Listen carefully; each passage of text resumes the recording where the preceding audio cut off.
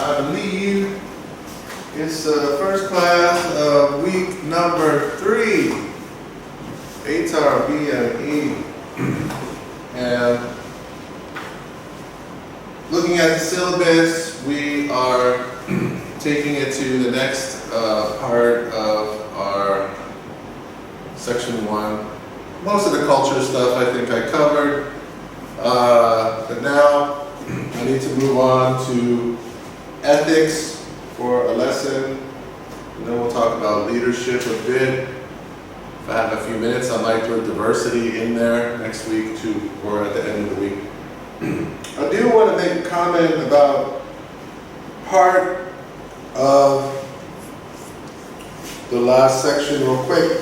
Levels of education. It says levels of education in our syllabus, and that being an element of culture, I don't know why they threw it in there. They could have thrown it in there just because it doesn't fit anywhere else. If we want to take levels of education in an economic context, we can usually think of it in terms of skills, workforce skills that we have access to, and questioning whether or not or how much those skills are going to cost us in terms of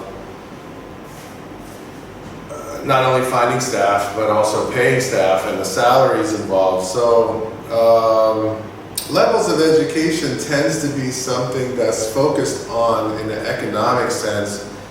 In a cultural sense, could be related to the sophistication of marketing, for example. The book itself is quite horrible in this section.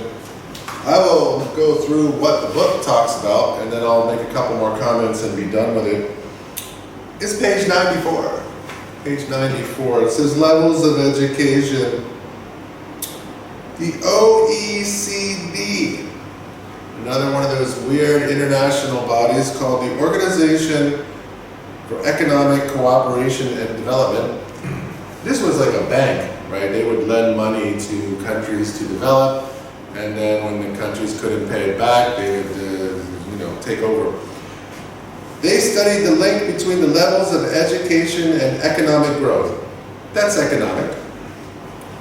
And they tried to talk about education here. They're talking about math and science scores. I don't find that to be cultural necessarily.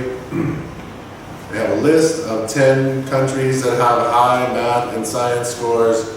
And then it says, based on this research, the OECD estimated the growth in GDP of the lower ranked countries, if all 15-year-olds achieved a basic level of education, would go up by various thousands of percentage GDP growth. Economic. They also concluded that the levels of education are a powerful predictor of wealth. Economic. Then they actually have a little bit of cultural discussion. Global companies have taken advantage of poor education levels to sell their products. That could be political too, because it could be poor regulation. But in this case, they mentioned tobacco. Tobacco companies target poor and developing countries, particularly children, because they don't have the same history of health education regarding the dangers of smoking as developed nations. Or maybe it's low on their level of, maybe there's a different hierarchy of needs. So they're saying people are not smart enough to realize that smoking is dangerous. That's like not being smart enough to realize that a helmet won't protect your head. Or is it? I mean, even in the US, they still think you wear a mask to protect yourself instead of other people, despite the level of education. Anyway, it says the Asia Pacific region is the world's biggest tobacco market, with 30 million people expected to become, these statistics are awful. It did mention that there was millions of deaths, and 80% will be in the developing world. So they're saying just because they're developing, that's why they're smoking, because they're not getting an education level to understand. That's crazy. That's almost borderline weird. Then they talk about skilled labor, which is culture, I don't know. Then they talk about something called the digital divide, which doesn't really exist very much anymore. The digital divide was something that was talked about in the early 2000s, and it was comparing internet access for developed countries to countries that didn't have internet or didn't have full internet. This is before 3G, 4G, and 5G. It's also before the smartphone. It's before everyone wanted to have the internet everywhere, all the time, every day in their pocket. So now the digital divide is, it's really not dramatic, very dramatic. I remember last year, I was walking down the street, and you know, I have a lot of homeless people in the country where I come from, a lot. San Francisco, where I live, was also the homeless capital of America. So a lot of homeless, it was like the homeless of the homeless. And so I'm used to passing people on the street who are homeless. And it's not, you know, it creates a very difficult relationship with personal empathy. If you care, it hurts. So anyway, I saw a lady. She was sitting on a cardboard box in the middle of New England Chew Street here in District 1. And I hadn't seen that in a while. I recognize there are people who live in doorways in Ho Chi Minh City. But this was somebody downtown in the middle of the street on a cardboard box in the middle of the sidewalk. And I was like, oh, wow. I'm walking up and I'm having those feelings, those old familiar feelings, almost San Francisco. And I was like, what is she doing? Is a lady, does she need help? And I walk by, she's kind of laying down, and as I walk around her to the other side, she's watching she's got some TV programs going on, pretty big screen, about 10 inches or whatever. I'm like, okay. That's the first time I've ever seen that, right? I've ever seen a person who's just relaxing, who made, given the price of a room in Ho Chi Minh City for short-term rental, I think if you can afford a phone with a regular internet connection, you should be able to get a room. I don't know. I found it wild, but I also thought, well, that's the end of the digital divide, right? Everybody's online. There's no divide. One reason for the knowledge divide between nations is the level of investment in school education. There must be an early focus on basic literacy and primary education. Must be universally accessible. Vietnam is one of the lowest illiteracy rates in the world, I think. I think we're like 98% literacy. We're higher than some developed countries, but we still smoke cigarettes. Not sure what's going on there. Very strange part of the book. So that's all it says about that. So I would say, it's not a huge focus. It is a bullet point, and you might expect it to come up. I will look for an example for levels of education to see how Australia takes it and uses it on exams. But the book is awful, and I think it's mostly an economic factor. So there you go. Starting with the next page, the 2 pages later, we get to CSR. This won't be the first time that we looked at the CSR, but we're looking at it in context of global business and also the ethics. And I think you can really say something about dumping in this kind of case as well, if you remember dumping. I'm not going to lie. I've had products before that were bad. I told this story, I think, before. But I had products that were bad that when I looked up in the U.S. afterwards, like, what's wrong with this product? There was a lawsuit in the U.S. about this product, and the product was recalled, and the company was facing all kinds of problems because of it, and then it ended up in Vietnam. So that's one kind of dumping, right? Not just like, okay, overloading the rice market with too much rice, but also sending products that may be unsafe to other countries. So when I see the vaccine rollout, sometimes I'm thinking, why are these countries, they're just giving them to some countries? We're not always, it's weird, it's hard to trust, these corporate socially responsible groups. A lot of times I find that in the countries that say they're giving the vaccinations away, they're doing it for PR. There's a lot of PR in here.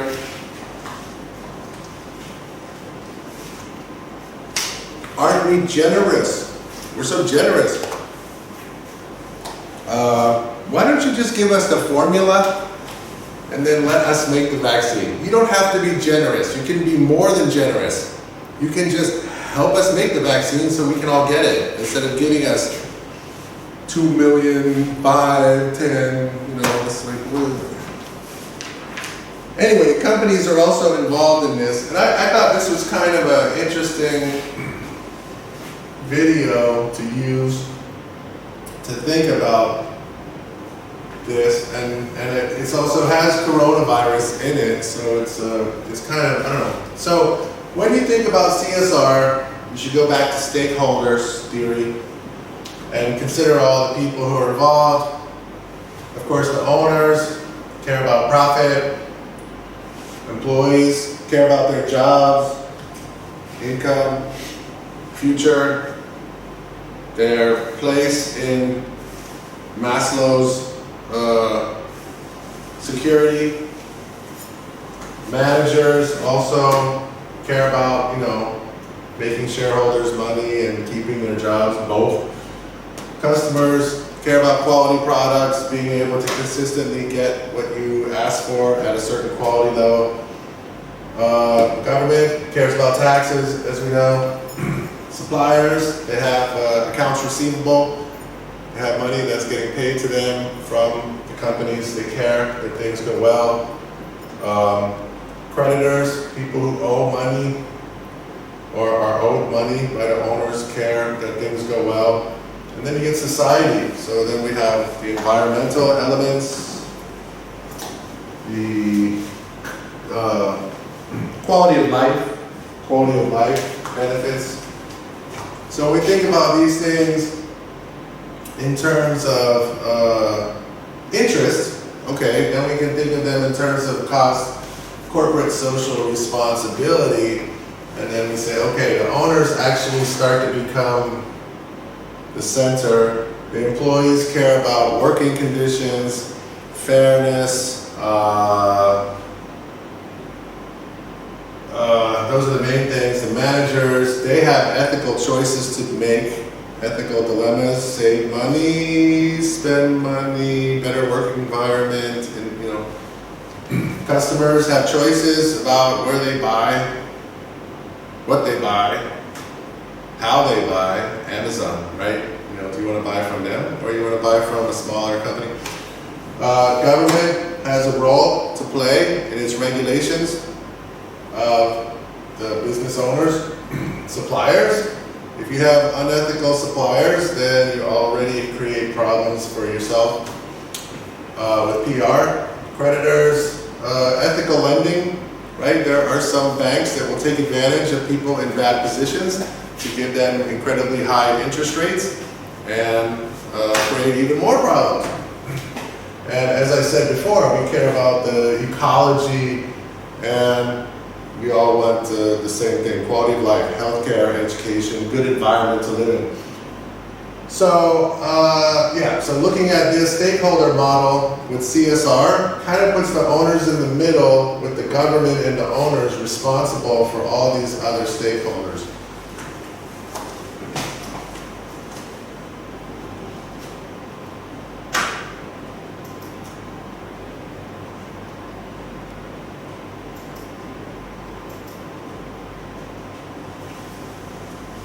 Of course, the company is not going to change its primary goal.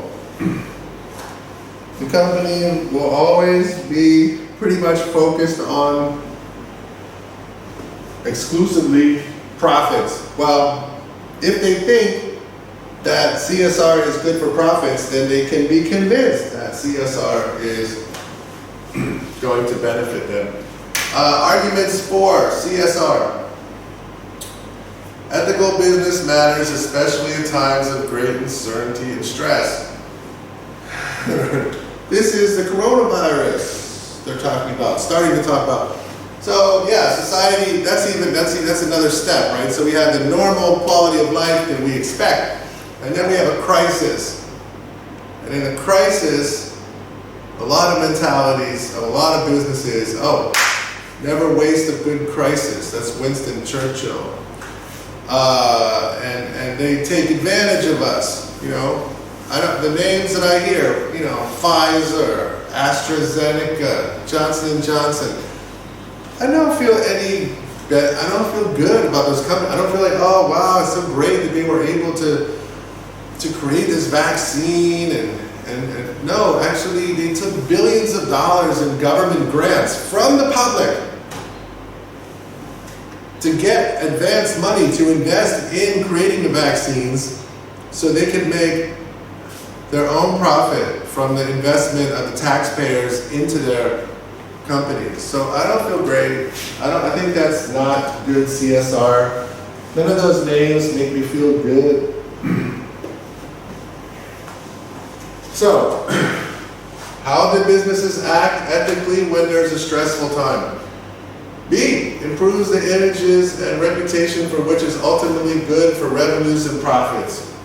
Secondary element effect, profits after public image. Public image first. Public image is one of the main reasons that people do CSR, if not the number one. Attractive to stakeholders, including customers and existing potential investors. That's also to generate, so image for profits, make money, also to attract capital. Sell, attract capital. Increases employee motivation by stressing the purpose, or the purpose motive of work. I don't know what it is.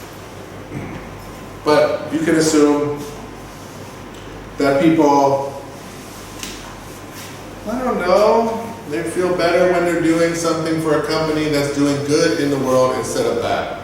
So, those are the main arguments for a company participating in the CSR.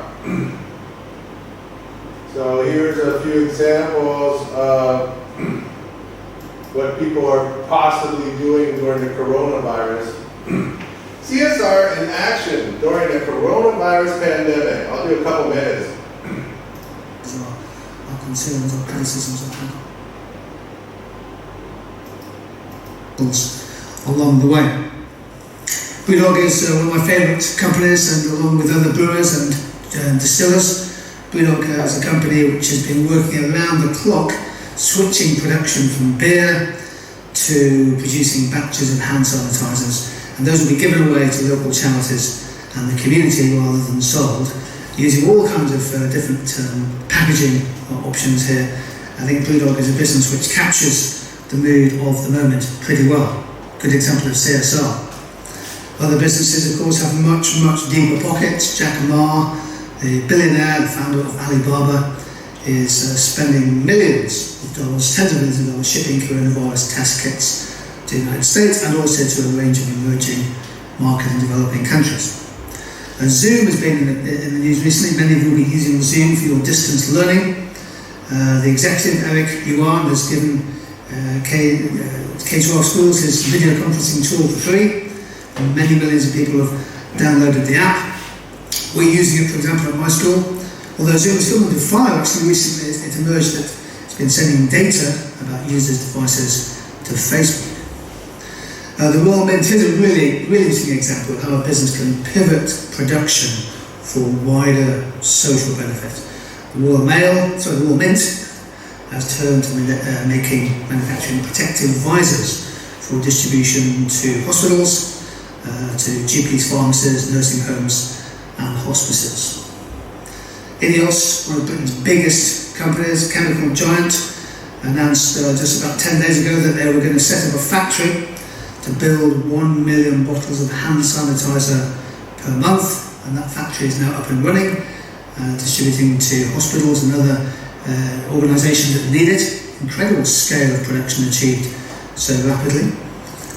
Many businesses have been turning to helping local food banks, and Deliveroo, of course, and Uber have also been criticised in recent times. Uber, for example, suspending the accounts of some drivers who need to self-isolate. Deliveroo's attitude towards zero-hours contract workers.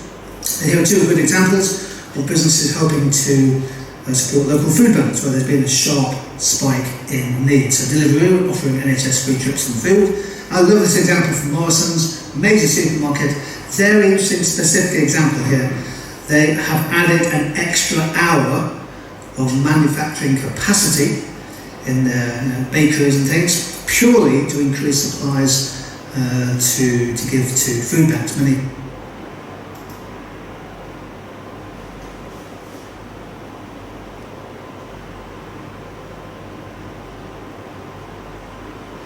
I read the newspaper. They show some places in Vietnam, because there are many people who are out of work, that they have been, I don't know who this organization is actually, but they've been giving free rice to people, so people have something to eat, so they go by, it's like a rice bank, they fill up a bag, and the next person fills up a bag. I don't see that really directly connected to companies, but I have seen a lot of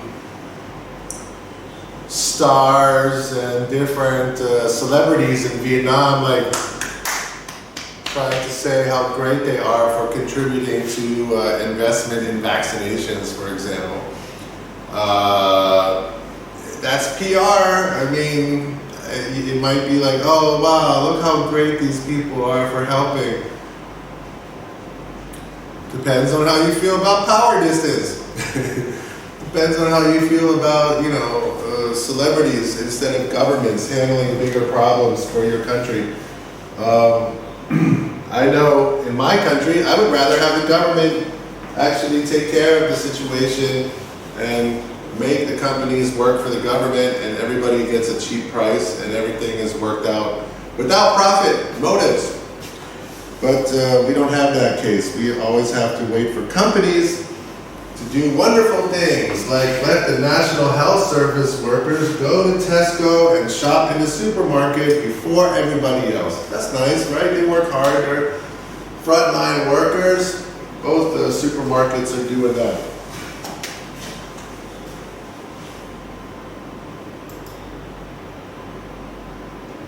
Mercedes, they're going to build some special oxygen tanks.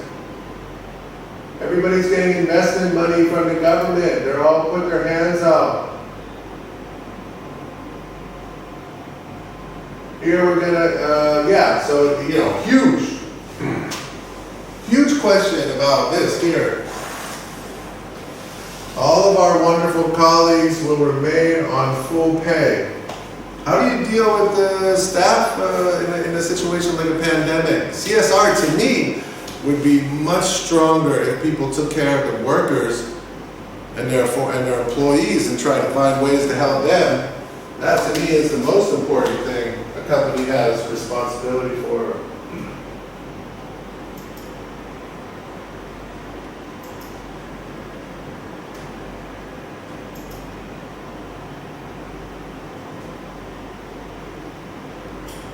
CSR is based on the concept of interdependence, which I agree with. Society creates the conditions that allow for businesses to make money, right? If you have a completely unstable government, laws that change constantly, bad foreign policy that creates war situations and things like that, business can't really make a huge profit, right? If you don't educate your citizens to become employees who are valuable, then don't really contribute, right? So all of those things, the government actually provides so much. Police, protection, that is very basic, to me it's a very basic situation of interdependence. But as we know, in America, this insane idea about independence somehow still ends up happening with companies, not just people. So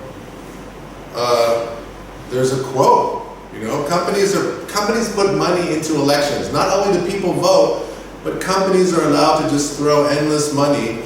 And then the companies say, well, the companies are made up of people, so they represent people. What? They don't represent people the same way that a company is not a democracy. A company is not a democracy. It's a hierarchical, autocratic, top-down system. So it represents the autocratic part. So business is not representing the people, it represents the management. So that's not people, that's not, if Amazon gives money, $100 million to every politician, that doesn't mean that they're representing all the workers of Amazon, does it? It's insane. So, I believe in interdependence, but the way it's done in some countries is complicated. So the interdependence is based on, what do you get, right? So business needs society. Why? Well, infrastructure, public assets, education, legal protection. Police basically support, police are there to protect people with money. And also, to create a society where people have enough income that they can buy products. And supposedly, on the other side, society needs business for the jobs, to bring the taxes in. Do they need it for profits? This one stands out, right? Innovation. It's always the one thing. Okay, that's why we need them. We need them. They're innovative. Even though the government of the United States gave all that money to those companies to create the vaccines, they could have probably not, the companies aren't investing in themselves. It's about risk. This investment in innovation without risk creates corruption. So this system can work, but it's got some issues for sure.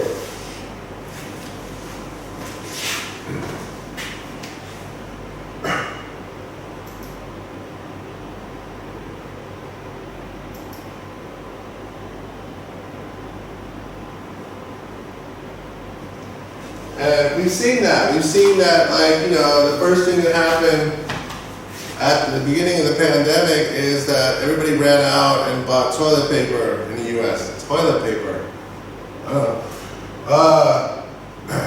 What happened then? Oh, the stores started selling toilet paper for $10 for one roll. That's called price gouging. That's taking advantage of a situation where people need something and creating a monopoly profit from it because of its scarcity. And obviously, that's not super ethical. So the government stepped in and told them, no, you cannot raise prices so much, so quickly. And in Vietnam, the government was very quick to act and to put limits on all the prices of things that people needed, which was really good. So I think the page 98, it does discuss some elements of what CSR involves. The list is not very mysterious. Create safe, healthy workplaces. Encourage staff to find work-life balance. In other words, spend time with their family. To be good citizens in the community and give donations and philanthropy and sponsorships. which are self-serving. Maintain high standards of ethical business practice. I mean, that means what? Don't take advantage of people.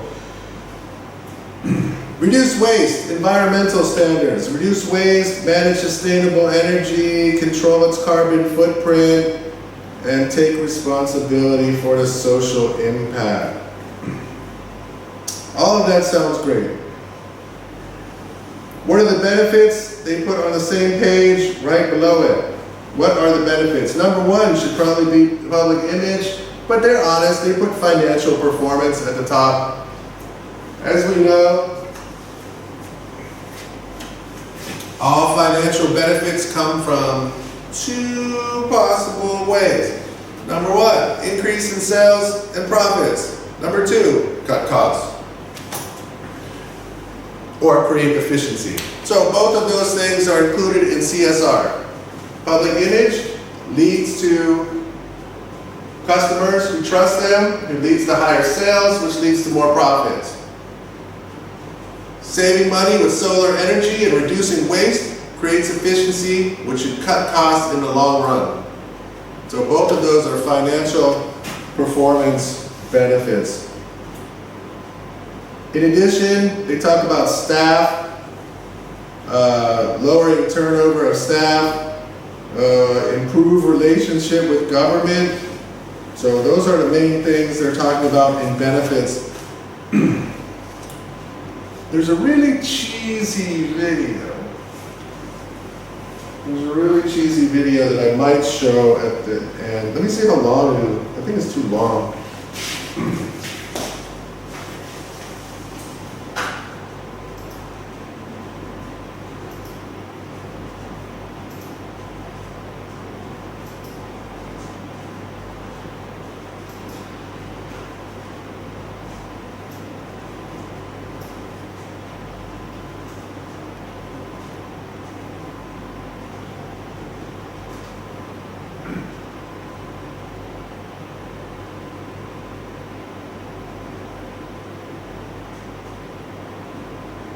It's one of the cheesiest videos I've ever seen.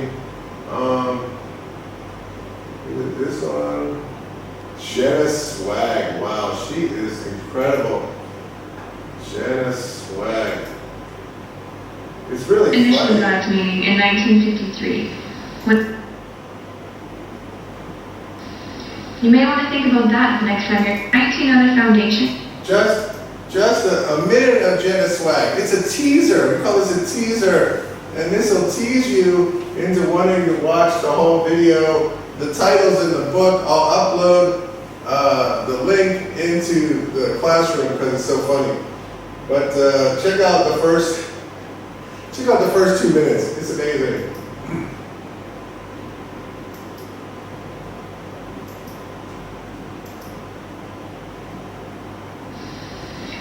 Have you heard of the Coca-Cola Foundation? Between that and 19 other foundations, the company teams up with organizations around the world for community improvement. In 2010 alone, they invested $1.2 million towards good causes around the globe. You may want to think about that the next time you're sipping on a Coke. You may have heard of the Coke Foundation, but do you know what CSR stands for? Corporate Social Responsibility. The concept initially got its meaning in 1953, when economics author Howard Bowman first gave its meaning when he stated, It refers to the obligations of businessmen to pursue those policies, to make those decisions, or to follow those lines of action desirable of our society. now on everyone's literature. It's my favorite. It was Oh the University my of Georgia God. Department What of editing? stated, It refers to the obligations of businessmen to pursue those policies, to make those decisions, or to follow those lines of action desirable of our society. Now, upon reviewing Bowen's literature, it was the University of Georgia's Department of Management Director, R.T. Carroll, who expanded. Anyway, that's an awesome preview of Jenna Swag and her story about who has better corporate social responsibility policies, Microsoft or Apple. It's pretty bad. It's pretty amazing. It's amazing bad. There's like bad that's just bad, and then there's bad that's just like not bad enough to be funny, but then there's really bad. This one's great. Okay, so of course, you know, the ethics of this comes from so many places, which include, you know, investment, banking, scams, companies that misrepresent themselves, companies that don't pay their staffs. There's so many different elements. There is one thing that was, you know, created fairly recently as a concept called the triple bottom line, which is not to be confused with the triple jam, which my kids are addicted to the triple jam. Did you know that Bing sucks? Here, there's another example of why. Or maybe Google blocks Bing from using their search engine when they're on Chrome. Oh, wow, that is anti-consumer, anti-competitive.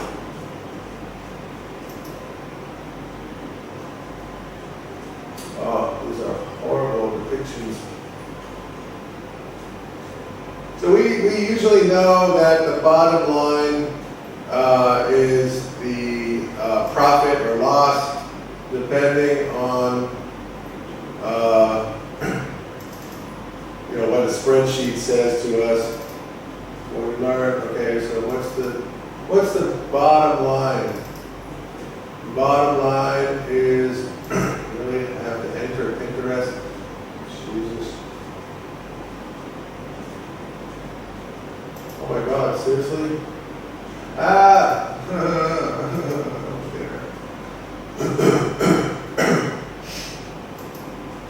Goddamn Pinterest. It's the last thing I need. Oh no, Pinterest again. They're killing me with Pinterest. Why? Why is all this behind a wall? Why do they do it? Save image.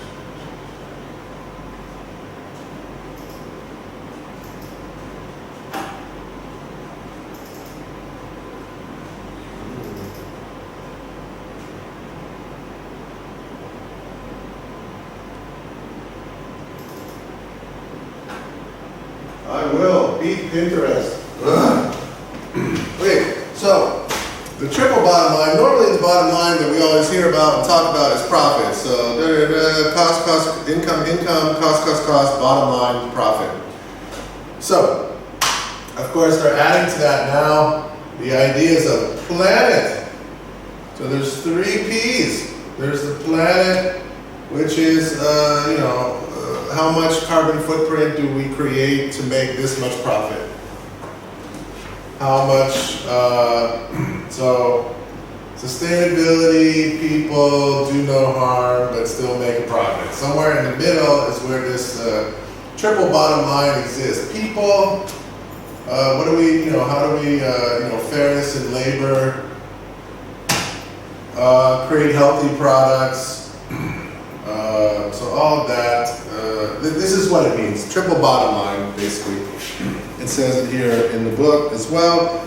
I don't think I need to go through the rest of the book. I might talk about the ILA for a couple minutes, and then we need to get to environmental sustainability, and we're just not gonna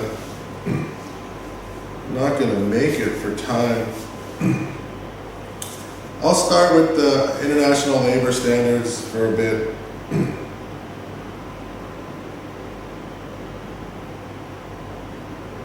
Actually, here, let me do the last paragraph on page 99.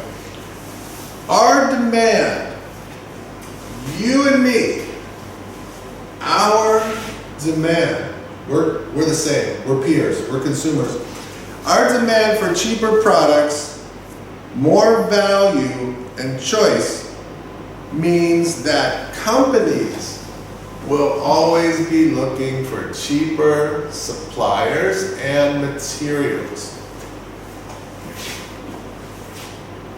This This may lead them to consider unethical sources of materials, such as, they give examples, questionable food sources. It may ask them to put more chemicals in the food because the food is not really up to standard, but if they put enough chemicals in it, then it can pass without killing us.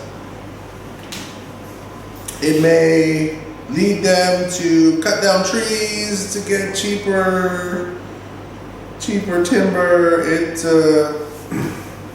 will cause them to do all kinds of bad things. It's our fault that these companies are, driven to such madness to fulfill our desire for lower prices. That's one way of looking at it, and I think some people do look at it that way, and as consumers, we do have to think about ourselves and say, okay, well, what are we willing to pay for? Are we willing to pay extra to make sure that something is ethical? Then it comes down to information. How can you know that it's ethical? So there's two problems there. One is transparency, and the other one is, how can you get information about what is really helping us to be? Now, the reality of the situation is the amount of waste that we have to deal with in terms of recycling and the choices we make as consumers is very important. Maybe up to 20-25% of the problem. Companies and militaries, like the US military, those groups make 75% of the pollution before anything gets to us. So it's up to us to get governments to regulate companies. Does that make the cost higher for us? Probably, but that's the real cost. So we should pay the real cost, right? And the companies should have to pay taxes to take care of the situations that they create. So, complicated world of CSR. There it is. I'm gonna do one more thing today, and it's on the ILA. International labor standards. I think I can get this in today. Right now it's 2:06. It's almost good. It almost works. I think it works. All right. This lady's going to introduce us to the ILO, International Labor Organization. They're an international organization that's concerned with labor rights around the world. It's a hard thing, right? We have a lot of movement, production and manufacturing from country to country, from developed to developing countries, and there's a lot of, it's pretty chaotic, right? It's pretty chaotic in terms of trying to regulate the movements of money and labor across all these lines. So the ILO has some main mandates that they try to follow in order to, or let's just say they have there's some problems that they feel that they can really make a difference. So these are the things that they're interested in. Hello, and welcome to this introduction to the work of the International Labour Organization, the United Nations Agency for Social Justice and Decent Work. 100 years ago, in 1919, when the ILO was created, governments, employers, and workers' organizations understood that we need to work together to improve labor conditions around the world. As stated in the ILO Constitution, the failure of any nation to adopt humane conditions of labor is an obstacle in the way of other nations which desire to improve the conditions in their own countries. Therefore, one of the main missions of our organization is to improve. What she just meant there was that the standards of the lowest level countries become the standard of the world. So it's very important that we raise the standards in the least developed countries in order to force the more developing, the developing countries that are coming up into having higher standards. If there are higher standards, in these countries, then it won't be as easy for companies to exploit them and to shift their costs of production basically onto developing country labor. Improve people's lives by advancing social justice and promoting decent work for everyone. We use what we call development cooperation to help our 187 member states address the social and economic challenges of today and tomorrow's world. And in this video, you will discover some of our 760 ongoing programs and projects in more than 100 countries. All over the world, millions of women and men are entering the labour market every year, but often lack the skills that companies are looking for. So how can we meet this challenge? The ILO, as a tripartite organisation where workers, employers and governments work together, and where the views of all the contributors to the economy are therefore reflected, has developed an approach based on education and training called STED, which is applicable in countries at all stages of development. In Myanmar, for example, tourism is a key driver of socio-economic progress. To help Myanmar further develop its tourism sector, the ILO has helped to forge cooperation amongst all stakeholders in the sector to create competency-based standards for tour guides. In Cambodia, the ILO has set up a program to develop national standards for 4 professions: welding, machining, fruit and vegetable processing, and baking. This approach has already had a direct impact on the lives of thousands of people. But what about the billions of men and women working in informal jobs who have no contracts and therefore no social protection? Nearly 1 in 3 workers has an informal job in the Central Asian Republic of Tajikistan.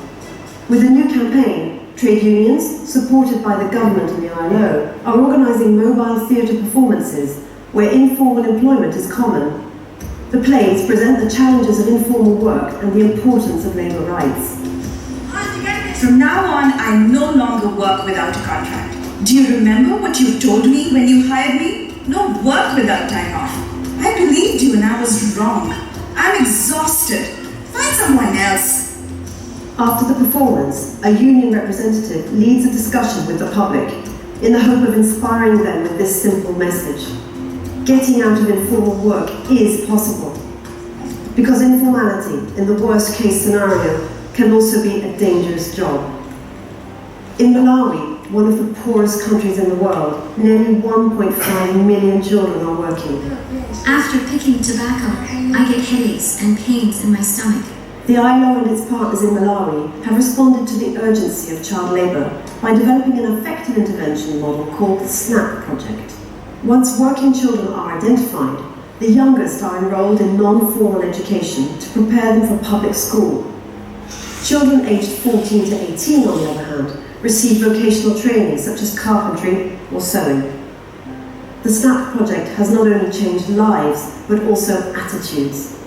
In the future, I dream of having my own shop, and I will not employ children. I will only employ adults.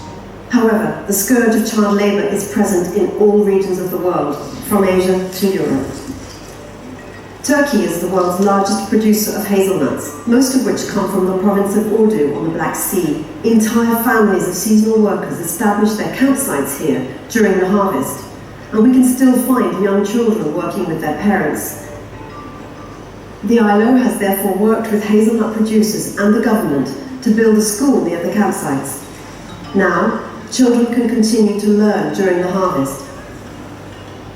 All over the world, men and women have to travel to find work, but even when they stay in their own countries, they can be vulnerable. Bolivia, and in particular its capital La Paz, is currently experiencing a construction boom. With the increasing demand for labour, many of the new construction workers are women, especially indigenous women from rural Bolivia, and are therefore vulnerable to abuse and discrimination. The ILO works with associations, local government and employers to raise awareness about the rights of indigenous women and provide them with training on workplace safety on construction sites. Before, there was no safety and there were many accidents. But now, thanks to this training, we are more aware of our safety and we look out for one another. Indigenous women like Natividad still face many obstacles. But by offering them training that makes them aware of their rights, we ensure that they have the right to speak out. Yet for some, staying in their countries can be dangerous or even deadly. Hundreds of thousands of registered Syrian refugees now live in Jordan, driven from their homes by the civil war in Syria. They have little chance of finding a job. But a new initiative from the ILO is connecting local employers with refugees who are looking for work. In a pilot project, the ILO organised a job fair and career counselling days in the Zatari refugee camp. A textile manufacturer ended up hiring 19 women from the camp. At first, our financial situation was very desperate. Now we're much better off. We feel more comfortable, we love life, and it's like starting to live again. For the refugees who now have a stable employment opportunity, the program has changed their lives and those of their families. But for others, working abroad can sometimes result in dangerous and threatening situations. In Rome, a special unit dedicated to combating the scourge of human trafficking in Italy carries out unannounced inspections of companies in which potential victims may be working. The ILO plays a key role in the evolution of this situation. Our manual for labour inspectors helps them identify cases of exploitation and forced labour. One Thursday evening, the Carabinieri Command Centre in Tirano receives a call from a unit in the field. A suspicious activity is reported in a darkened factory on the outskirts of a nearby town. The Carabinieri establish a perimeter around the factory. No one will be allowed to leave. So we're talking about first labor rights, fair working conditions, especially for women who have families and are forced to work long hours in factories. Talking about trafficking, and we're talking about child labor. So those are the main bottom three things that they're trying to help. Then comes the signal to enter. Right, this is too much drama here. That's working conditions. Bangladesh has most of the fast fashion factories, or a huge percentage of the fast fashion factories in the world. We're going to talk about that next class too. But they had terrible fires and accidents in the factories where they worked, and very, very, very dramatic and terrible situation. So that's enough for this episode of B&E ATAR Week 3, Class 1. Thank you.